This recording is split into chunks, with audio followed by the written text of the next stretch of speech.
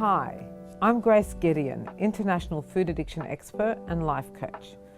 Today I want to explain how something so vital for our well-being as food can become poison for our body and our relationship with it dysfunctional. I know that there's some stigma associated with the word dysfunctional, but let me dispel that for you. Dysfunctional just means not functioning properly. It's a term that psychologists and experts like to use, but it can sometimes sound worse than it is. Food addiction is similar to many other addictions, whether it be drugs, alcohol, sex, gambling. The only real difference is your drug of choice. If misdiagnosed or left untreated, food addiction can have devastating consequences in a person's life. It can affect them socially, emotionally, mentally, spiritually, on every level, and leave them feeling isolated with a problem that they don't really know how to solve. The most obvious signs that you have a problem with food are clearly weight issues or weight-related health issues. But when you start staying up late at night, binge eating, having food as your constant companion, craving, obsessing, compulsive dieting, we're really getting into dangerous territory. To group every overweight person or unhealthy eater in the same category is inaccurate, demoralizing, and could be very dangerous. As an expert in this field, I'm trained to go deeper and identify what kind of dysfunctional eater you are. Are you a user? Are you an abuser? Or are you a food addict? Let me explain the difference. A user is a person who uses food as fuel for their body. It's nutritious, delicious, and they can take it or leave it. An abuser, however, uses food to mood alter, for stress, as a social lubricant, as an antidepressant, or as a recreational item. The addict is a different story. To them, food is a drug. It controls them and they're possessed by cravings and compulsions and obsessions. My job is to determine which one of these three you fit into. Then I can design the appropriate treatment for you.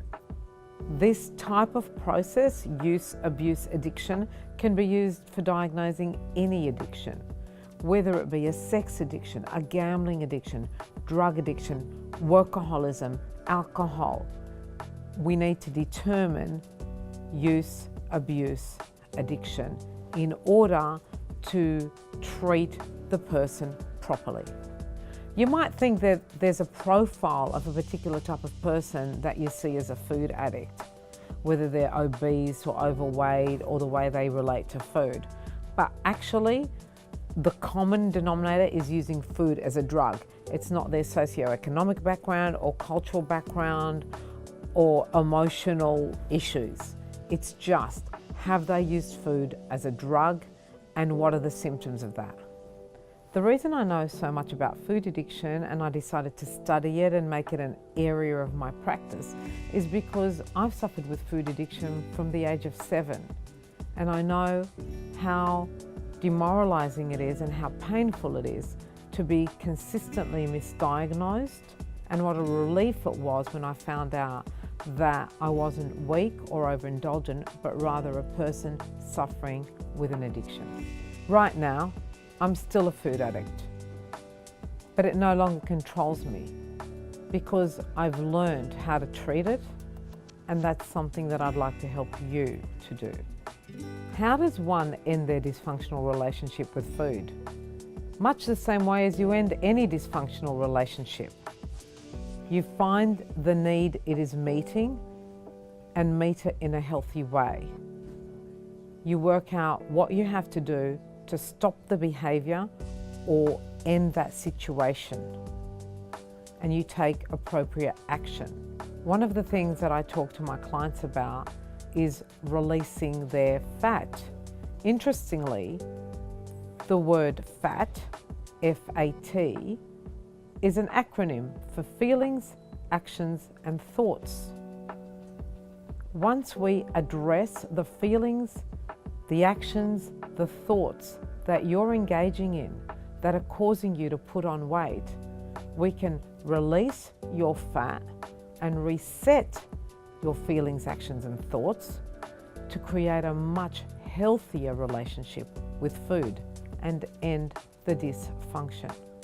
It took 20 years for me to get an accurate diagnosis for myself.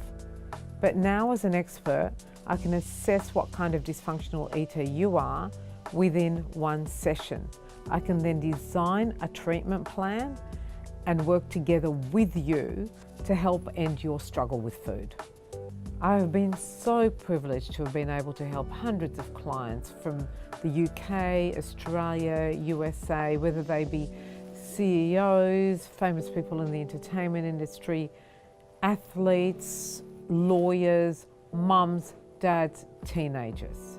I've seen these beautiful clients go from having an unhealthy relationship with food to gaining confidence and control over it and learning to love their bodies and love themselves.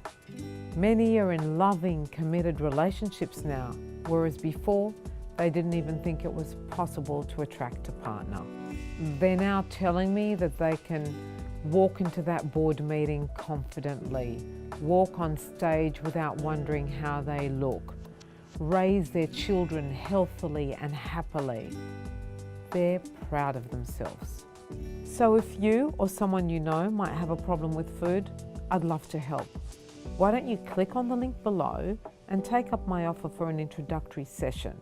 Any new journey is so much easier and more rewarding if you have someone to share it with. Let me share this one with you.